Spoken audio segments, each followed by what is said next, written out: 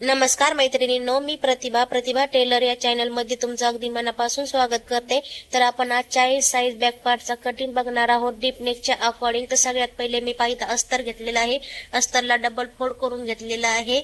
जे काही तुमचं माप आहे त्याच्यानुसार तुम्हाला अस्तरला डबल फोल्ड करून घ्यायचं आहे। 40 साईज आहे इथं, तर मी त्यानुसार घडी घालून घेतलेली आहे। ब्लाऊजची माझी तयार उंची 15 इंच आहे, त्याच्यात 1 इंच मार्जिन प्लस करून 16 इंचावरती मार्किंग करून घेत आहे।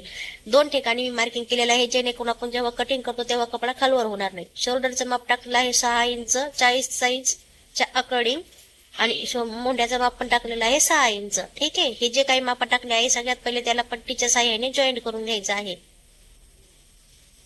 दोन्ही माप जॉईंट करून झाल्याच्या नंतर आपला जे काही छातीचा चौथा भाग होत आहे तो टाकून घ्यायचा आहे। तर 40 इंच छाती आहे, तर त्याचा चौथा भाग होत आहे 10 इंच, तर 10 इंचावरती एक मार्किंग करून घेत आहे। पुढे आपलं 1.5 इंच शिलाई मार्जिन, जे काही तुम्ही शिलाई मार्जिन पकडत आहात ते टाकून घ्यायचं। तर कंबर आहे 36 इंच, त्याचा चौथा भाग होतो 9 इंच, 1 इंच आपलं घेतला आहे बॅक साईडच्या प्लेटसाठी आणि 1.5 इंच शिलाई मार्जिन। ही आपली फिटिंगची लाईन आहे आणि ही कटिंगची लाईन। ठीक आहे, इथपर्यंत तुम्हाला सगळ्याला क्लिअर झालं असेल।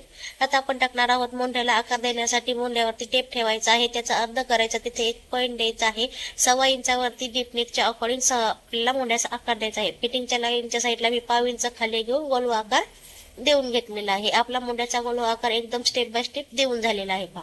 आता इथं आपण गळ्याची रुंदी टाकणार आहोत। तो गळ्याची रुंदी टाकलेली आहे मी वरच्या साईडला 2.5 इंच तयार गळा आहे आपला, 10.5 इंच, त्याच्यात अर्धा इंच मार्जिन प्लस करून 11 इंचावरती मार्किंग केलं आहे। खालच्या साईडला गळ्याची रुंदी घेतलेली आहे 3 इंच। तुम्हाला जी काही गळा रुंदी हवी आहे त्यानुसार तुम्ही टाकून घ्यायची आहे। इथे एक बॉक्स करून घेतलेला आहे। आता गळ्याला गोल आकार द्यायचा आहे। गळ्याला गोल आकार देण्यासाठी वरच्या साईडला 1.5 इंच आणि खालच्या लाईनीवरती 1.5 इंच असे 2 मार्किंग करून गळ्याचा हलक्या हाताने गोल आकार देऊन घेतलेला आहे। हा आपला गळ्याचा गोल आकार देऊन झालेला आहे। आता शोल्डरच्या साईडला अर्धा इंचावरती एक मार्किंग करून सरळ लाईन ओढून घेतली आहे, जेणेकरून आपले शोल्डर उतरणार नाही। हा झाला आपला शोल्डर उतार। कमरेच्या साईडला टेप ठेवायचा आहे, त्याचा अर्धा करायचा आहे, 1 पॉईंट देऊन घ्यायचा आहे। जे काही पॉईंटचं माप येत आहे वरती ते टाकून पॉईंट देऊन इथं आपल्याला 4 इंच इतकी टक्सची उंची घ्यायची आहे। आता आपली टक्सची रुंदी आपण कायमस्वरूपी 1 इंच घेतो, तर दोन्ही साईडला अर्धा इंचावरती मार्किंग करून आपली ही टक्सची उंची होणार आहे। जे काही मार्किंग केलं आहे त्याच्यावरती पट्टीच्या साह्याने आपल्याला रेषा ओढून घ्यायची आहे। आता फिटिंगच्या साईडला अर्धा इंचावरती एक मार्किंग करून सरळ लाईन ओढून घेतली। जेव्हा आपण टक्स देतो तेव्हा आपला बॅक पार्ट हा तिरका जातो, त्याच्यासाठी हा अर्धा इंच इतका कपडा आपल्याला कटिंग करून घ्यायचा आहे। हा पूर्ण आपलं मार्किंग करून झालेला आहे 40 साईजचं बॅक पार्टचं। इथपर्यंत तुम्हाला सगळ्याला क्लिअर झाले असेल। जसं काही आपण मार्किंग करून घेतलेलं आहे परफेक्ट त्याच अकॉर्डिंग कटिंग करून घेणार आहोत। तर तुम्हाला माझे व्हिडिओ कसे वाटत आहे, मी जे काही तुम्हाला सांगितलं ते तुम्हाला व्यवस्थित समजलं आहे का हे कमेंट करून नक्की सांगा। व्हिडिओ थोडाही जरी युजफुल वाटला असेल तर व्हिडिओला एक लाईक कमेंट शेअर नक्की करा, आणि असेच छान छान व्हिडिओ पाहण्यासाठी आपल्या पेजला फॉलो नक्की करा। तर चला भेटू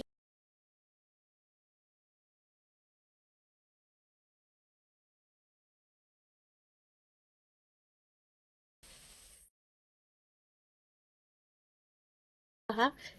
माझा तयार गळा पुढचा आहे 6 इंच, त्याच्यात अर्धा इंच मार्जिन प्लस करून 6.5 इंचावरती मार्किंग केलेलं आहे। खालच्या साईडला गळ्या रुंदी ठेवलेली 2.5 इंच आणि याचा बॉक्स करून घेतलेला आहे। आता आपण पुढच्या गळ्याचा आकार देणार आहोत। तर पुढच्या गळ्याचा आकार देण्यासाठी इथे मी फ्रेंच कर्व्हचा वापर केलेला आहे, त्याच्या साह्याने गोल गळ्याचा आकार देऊन घेतलेला आहे। टक्सचं मार्किंग करण्यासाठी शोल्डरच्या एकदम मध्यभागी इंची टेपला ठेवलेला आहे आणि 13 इंचावरती एक मार्किंग करून घेतलेलं आहे। इथून खालची जी आहे आपली तयार क्रॉस पट्टी तयार होणार आहे। तर जे मार्किंग आपण 13 इंचावरती केलं आहे त्याच्यावरती टेप पट्टीच्या साह्याने एक लाईन ओढून घ्यायची आहे। हे आपली क्रॉस पट्टीचं मार्किंग झालं आहे। 2.5 इंचावरती एक मार्किंग करायचं आहे आणि त्याच हुकाय पट्टीच्या साईडला 1.25 इंचावरती एक मार्किंग करायचं आहे। फ्रेंच कर्वच्या साह्याने आपल्याला क्रॉस पट्टीचा आकार देऊन घ्यायचा आहे। ठीक आहे, हुकाय पट्टीच्या साईडला आपल्याला इंची टेप ठेवायचा आहे, त्याचं सेंटर काढून घ्यायचं आहे, तिथे 1 पॉईंट द्यायचा आहे। 2.5 इंचावरती 1 पॉईंट देऊन आपल्याला हुकाय पट्टीच्या साईडचा हा टक्सचं मार्किंग करून घ्यायचं आहे। जिथे आपण 2.5 इंचावरती पॉईंट दिला आहे तिथे इंची टेप ठेवायचा आहे, तिथून 2 इंचावरती 1 पॉईंट द्यायचा आहे। हा आपला क्रॉस पट्टीच्या साईडचा टक्स होणार आहे। आता ज्या क्रॉस पट्टीचा टक्स दिलेला आहे तिथे इंची टेप ठेवायचा आहे, तिथून 2 इंचावरती एक मार्किंग करायचं आहे। हा आपला फिटिंगच्या लाईनच्या साईडचा टक्स होणार आहे, त्याची लाईन ओढून घ्यायची आहे। आता त्याच्यावरती इंची टेप ठेवायचा आहे, 2 इंचावरती एक मार्किंग करायचं आहे।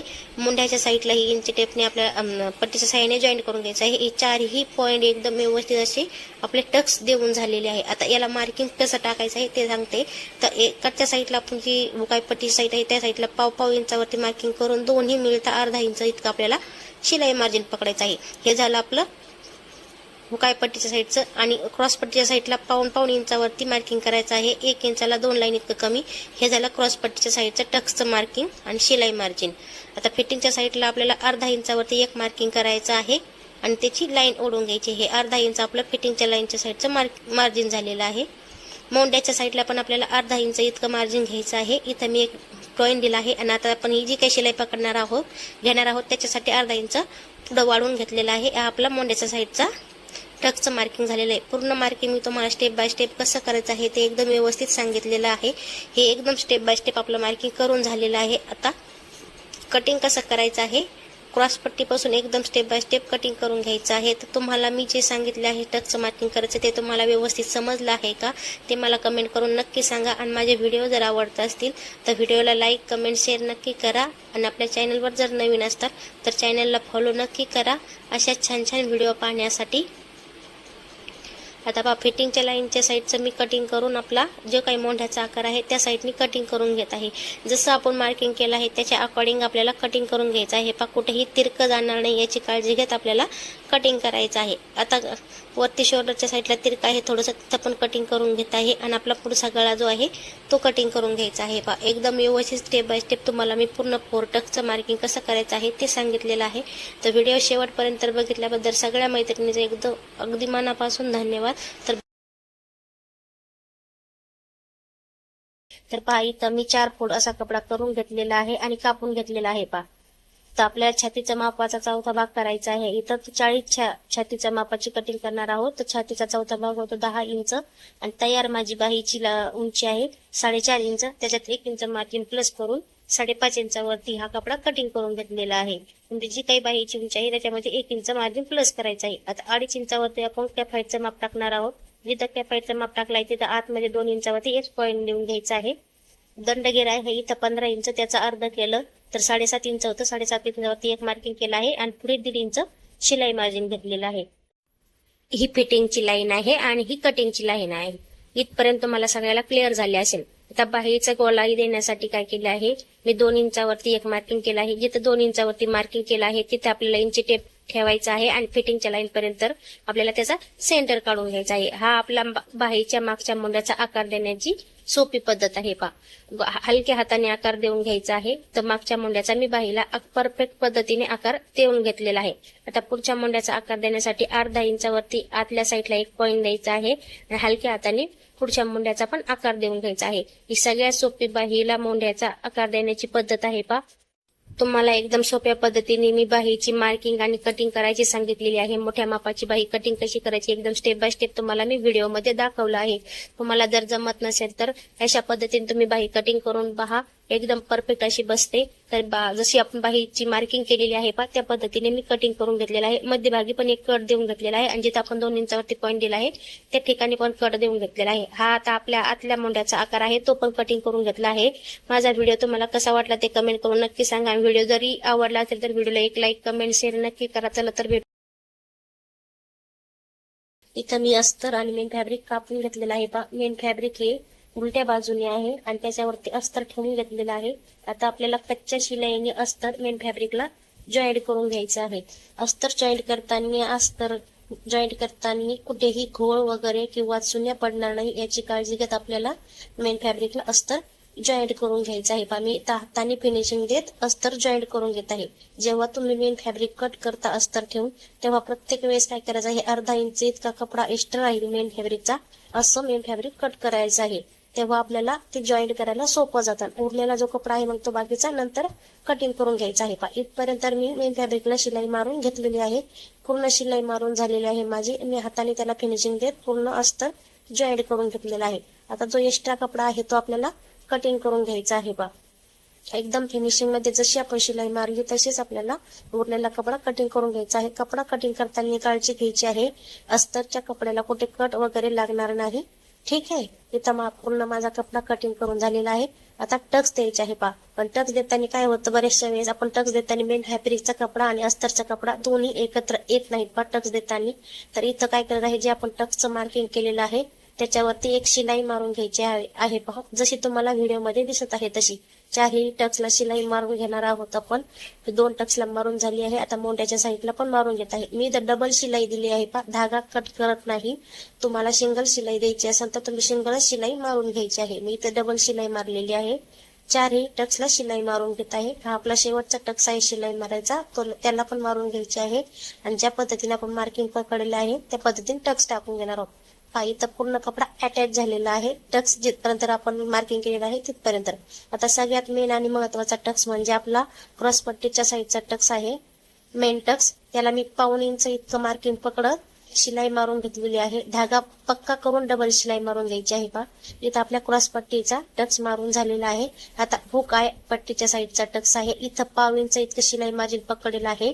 धागा लॉक केला आहे. एक शिलाई मारून घेतली, लगेच कपडा फिरवून घेतला आणि इथं पण डबल शिलाई मारून घेतली पहा. आपला हुक आहे पट्टीच्या साईडचा पण टक्स मारून झालेला आहे. आता मोंढ्याचा साईडचा टक्स, त्याला पण 1.5 इंच इतकं शिलाई मार्जिन पकडलेला आहे. धागा लॉक करून घेतला, एक शिलाई घेऊन घेतली, कपडा पलटून घेतला आणि दुसरी शिलाई मारून घेतली. हा झाला मोंढ्याचा साईडचा टक्स तयार. आता साईड फिटिंगच्या साईडचा, तिथं पण मी 1.5 इंच इतकं शिलाई मार्जिन पकडलेलं आहे. धागा लॉक केला, एकदम कडेला येताना निमुळत घ्यायचा आहे पहा. 4 नंबरचा जो टक्स आहे तो, त्याला पण डबल शिलाई देऊन घेतली. चारही टक्स एकदम व्यवस्थित असे देऊन झालेले आहेत. आता इथं क्रॉसपट्टी जॉईंट करणार आहोत. तर क्रॉसपट्टी जॉईंट करताना काय करायचं आहे, जो क्रॉसपट्टीचा टोक आहे पहा, थोडासा काय करायचा आहे आपल्याला, 1/2 इंच ते अर्धा इंच पुढे ठेवायचं आहे, जसं तुम्हाला व्हिडिओमध्ये दाखवलं आहे तसं. जेणेकरून काय होतं बा, क्रॉसपट्टीला आपण 1/2 इंचावरती तिरका आकार दिलेला राहतो. त्यासाठी क्रॉसपट्टीचा थोडासा टोक असा पुढे ठेवायचा आहे आणि मगच क्रॉसपट्टी जॉईन करायची आहे. क्रॉसपट्टी जॉईन करताना इथं अर्धा इंच इतकं शिलाई मार्जिन पकडलेलं आहे. तुम्ही जेवढं शिलाई मार्जिन पकडलेलं आहे तेवढं शिलाई मार्जिन पकडून शिलाई मारायची आहे पहा. साईडची क्रॉसपट्टी उरलेली आहे ती कटिंग करून घेत आहे. एकदम व्यवस्थित अशी क्रॉसपट्टी जॉईन झालेली आहे पहा. थोडासा टोक आलेला आहे पुढे ते क्रॉसपट्टीचा आपला, तो कटिंग करून घेत आहे. एकदम सोप्या पद्धतीने क्रॉसपट्टी पण तुम्हाला मी जॉईन करून दाखवलेली आहे. त्याला आपल्याला डबल शिलाई मारून घ्यायची आहे. प्रत्येक वेळेस काय करायचं आहे, आपण काही कटोरीचा ब्लाऊज जर शिवत असलो तरी पण आपल्याला डबल शिलाई मारायची आहे. फोरटक्सला पण डबल शिलाई मारून घ्यायची आहे पहा. आता इथं आपल्याला आयपट्टी जॉईंट करायची आहे. आतल्या साईडने फिनिशिंग पहा एकदम व्यवस्थित अशी आलेली आहे.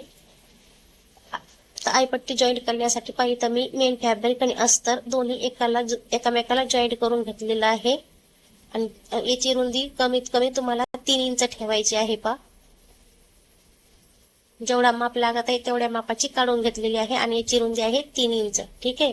आता आयपट्टी जॉईंट करताना काय करायचं आहे, आयपट्टी खाली ठेवलेली आहे आणि आपलं मेन फॅब्रिक आहे ते पार्ट आहे तो वरती ठेवला आहे.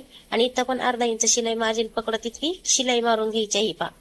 कडेला आल्याच्या नंतर काय केलं आहे, मी ती आयपट्टी आहे ती वरच्या साईडला दुमडून घेतलेली आहे अर्धा इंच इतकी.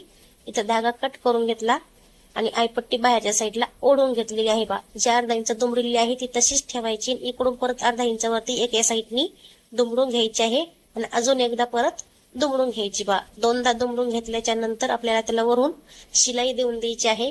तर मी इथं काय करते, प्रत्येक वेळेस 5 नंबरची शिलाई देते, जेणेकरून आपण ब्लाऊजला जेव्हा आय करतो ना तेव्हा ही शिलाई काढायला सोपी जाते बा. परफेक्ट पद्धतीने तुम्हाला मी फोरटक्स ब्लाऊजचं स्टिचिंग सांगितलेलं आहे, एकदम सोप्या पद्धतीने आणि प्रोफेशनल पद्धतीने. व्हिडिओ कसा वाटला ते कमेंट करून नक्की सांगा. व्हिडिओ जर आवडला असेल तर व्हिडिओला एक लाईक कमेंट शेअर नक्की करा. चला तर मग भेटू पुढच्या व्हिडिओमध्ये. तोपर्यंत बाय बाय. व्हिडिओ पूर्ण बघितल्याबद्दल तुम्हा सगळ्या मैत्रिणींच्या अगदी मनापासून धन्यवाद. चला तर भेटू पुढच्या व्हिडिओमध्ये.